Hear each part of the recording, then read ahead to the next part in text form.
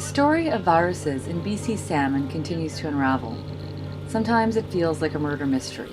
Who done it? The more fish we sample, the more European viruses we find. It's astounding that no one has actually really looked before. That it's Alex who is uncovering this. One of particular concern is the Piscine Reovirus, a salmon virus that seems to be quite new to the coast of BC, but is now being found everywhere, especially in farmed salmon. Over 70% of the samples from farmed salmon grown in BC are coming back positive for the Piscine Reovirus. Many BC wild salmon are also testing positive for the virus, but the numbers are much lower. What is concerning is that samples of fish prior to 2008 show no signs of this virus. Now it seems to be everywhere. The only information that we have to go on about this virus are several scientific papers from Europe. The scientists there studying the virus say it spreads like wildfire, and that it is reported to be the causative agent of a serious disease called heart and skeletal muscle inflammation, which causes lesions in the heart and muscle tissue and can make the flesh and heart soft, impeding the fish's ability to swim and uptake oxygen. It appears this virus is of European origin and was likely imported into BC by the salmon farming industry. Since 1989, 30 million Atlantic salmon eggs from Europe have been imported into BC. Alex began finding this European virus in her samples in 2012. If Piscine reovirus is a problem for Pacific wild salmon, we have a huge problem in our hands because I'm finding it in virtually all of the farm salmon in the supermarkets. These farm salmon were raised in net pens on the major migration routes of British Columbia's wild salmon. So you run all of your Fraser sockeye through farm after farm after farm effluent. By the time they get out to sea, they're carrying the virus. What we don't know is it killing them, but do we really want to gamble on that and just let this all happen without even looking into it? I don't think so. The answer that I got from government and from the industry was really, don't worry, run along, nothing to see here, folks. But from my own work and reading the scientific literature, that answer was not correct. When Piscine reovirus was first reported in 2010, I was concerned. So we went and we tested 625 fish. We found it in just about every fish that had disease. We found it in healthy fish that were just being ready for transfer. So I decided that I couldn't provide any interpretation for what this meant. And so I decided it probably was not a major concern for our fish. The reason I began testing for Piscine reovirus is when I was in the Cohen Commission, I read Dr. Gary Marty's report that he was seeing the classic lesions of HSMI, the disease. And that's why I began testing for Piscine reovirus. Right here. It says, this pattern of inflammation has also been described with heart and skeletal muscle inflammation in Atlantic salmon reared in Europe. He also talks about non-specific heart lesions that he's not sure what they are. So here he talks about congestion and hemorrhage in the stratum compactum of the heart is a distinctive lesion that I started seeing in 2008 in clinical submissions from both Atlantic and Pacific salmon. I noted this change only once among samples from 2006 to 2008. So whatever this is spreading. The interesting thing about this is if these lesions he's talking about showing up in 2008 in marine harvest fish, that would match the research that suggests that Piscine reovirus just arrived in British Columbia. That hasn't been here very long. In British Columbia, we have the virus, but we don't have the disease. So that tells me, that gives me some evidence that this virus isn't causing the disease. I didn't understand how we could have the same European virus and the same European salmon and not have the same disease here in BC. If you look at Marine Harvest's website, which is the world's largest fish farming company, in their annual report from 2012, they list the disease HSMI as the second leading cause of loss for the company worldwide. It sounds like HSMI is a pretty serious disease problem for the industry. And then there were all these papers from Europe connecting Piscine reovirus to HSMI. Yet according to the industry and government in British Columbia, They claim there is no evidence of a connection between the Piscine Reovirus and the serious disease of heart and skeletal muscle inflammation. I decided the only way to get to the bottom of this was to go to Norway, where the virus likely came from in the first place, and see for myself what the scientists there had to say. Was this virus connected to heart and skeletal muscle inflammation? Flying into the coast of Norway, it looks a lot like BC, complete with salmon farms dotting the inlets. This is the birthplace of the industry. Well over 90% of the farms in BC are owned by Norwegian multinationals. Now that I was here, I needed to find the scientists. I began with the names and institutions listed on the science papers. There were multiple sources: the Norwegian Veterinary Institute, the vaccine companies, and universities like the Norwegian School of Veterinary Science and the University of Bergen. What struck me was the incredible amount of research and resources there were here dedicated to dealing with the array of infectious parasites, bacteria, viruses, and diseases in salmon farming. Some complexes contained entire blocks full of buildings, housing various research departments.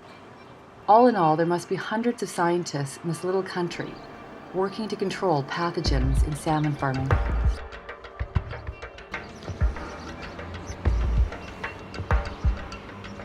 So HSMI is a pretty major disease, is it? Yeah, it's more or less spread along the whole coast. Here is a map from showing the outbreaks in 2010, and as you can see on the red spots here, it's more or less all over the whole coast where they are producing salmon. HSMI has been a serious disease in Norway for some years now.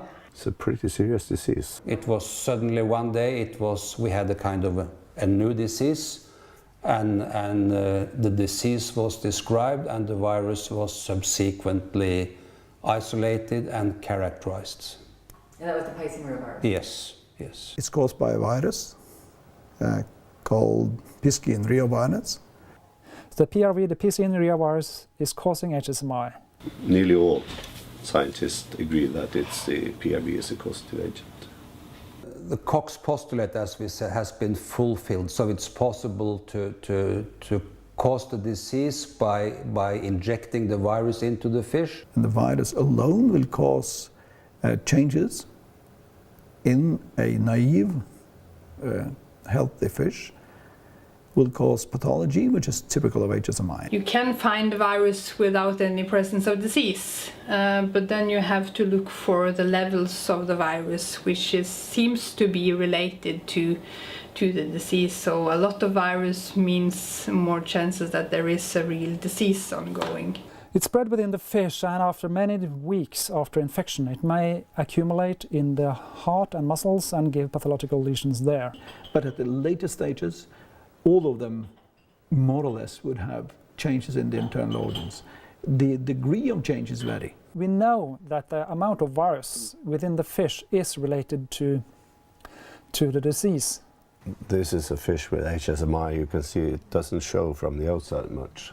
If you open it, you may find some hemorrhages on the liver, maybe some here on the heart. You will also find very soft musculature, like you see, it's just like butter.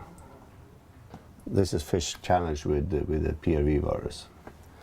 And again, you can see the bleedings on the liver. You can see that the virus is directly related to the lesions of the heart. Yeah.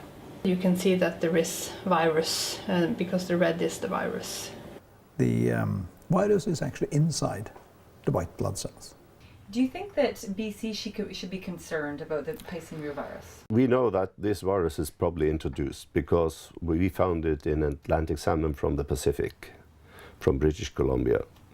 And when we sequenced the virus, it was more or less identical to a Norwegian Piscine Reovirus, which means that you have moved a virus from the North Atlantic to the Pacific.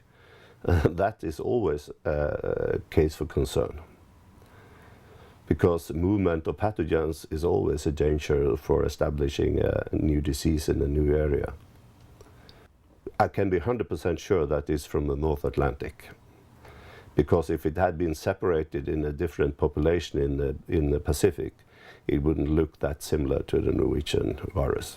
So what is the criteria for diagnosing HSMI?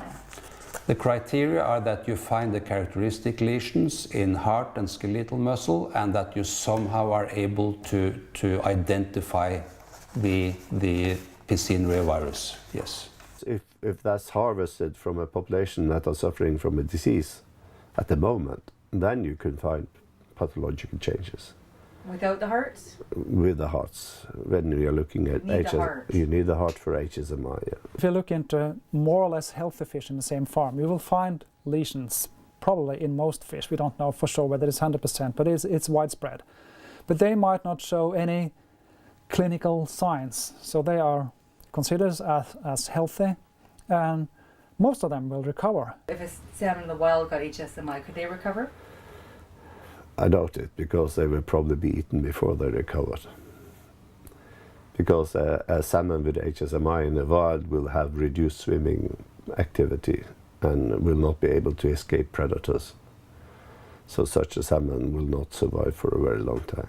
So it would be very difficult to find HSMI in the wild. Yes, close to impossible. Now, why wouldn't we have the same thing going on in BC? We've been importing eggs. You have 100% pure. Well, you have the virus in British Columbia. And if this is a causative agent, then I will bet that you also have the disease. But again, you have to be allowed to sample fish in the farm to detect the disease. That's the tricky part. Yeah. That's the hard part. If you're not allowed to do that, then it's impossible to show that you have the disease. I left Norway with a much better understanding of Piscine reovirus, but it was going to be challenging to find out if HSMI, the disease, was here in BC. First of all, to find it in wild salmon sounded impossible, as the changes to the heart don't show up until months after infection. For a wild salmon who would be migrating out to sea past the infected fish farms, they would likely be somewhere in the North Pacific by the time they began to slow down. We would never find them, and they simply would never return. As far as finding it in the grocery store farmed salmon, we needed the heart to diagnose HSMI, something we would never find on the shelves. And of course, it would be impossible to simply sample sick farmed Atlantic salmon from a salmon farm. Government and industry had that one sewn up. Alex and I went on a tour of the farms to see if we could see any sick fish. If 70 to 100% of farmed salmon in BC were infected with a virus, then there was a good chance we might see something. Sure enough, we found many pens with fish finning on the surface. These Atlantic salmon are seriously finning on the surface. They say one of the characteristics of HSMI is fish finning on the surface. We don't know. They're in public waters. The public deserves to know what is wrong with these fish in this mainstream farm. These are Atlantic salmon that originated from Norway that are sick. If you're concerned about wild fish in British Columbia, you gotta be concerned about thousands of fish behaving as if they're sick. Let's have some of the fish. Let's check them out. And I could have a look at these fish, send them off to the lab, at least eliminate the 3 European viruses that I'm looking for: salmon alpha virus, Piscine reovirus, and the infectious salmon anemia virus. And then I wouldn't have anything to say about it anymore. You know, we're not allowed to know. They're in public water. We're the public. We should be allowed to know. But nobody knows. I guarantee you nobody has accessed these fish and how to look. Now, the Union of BC Indian Chiefs have written a letter to this company requesting samples from this fish. So we'll see what happens.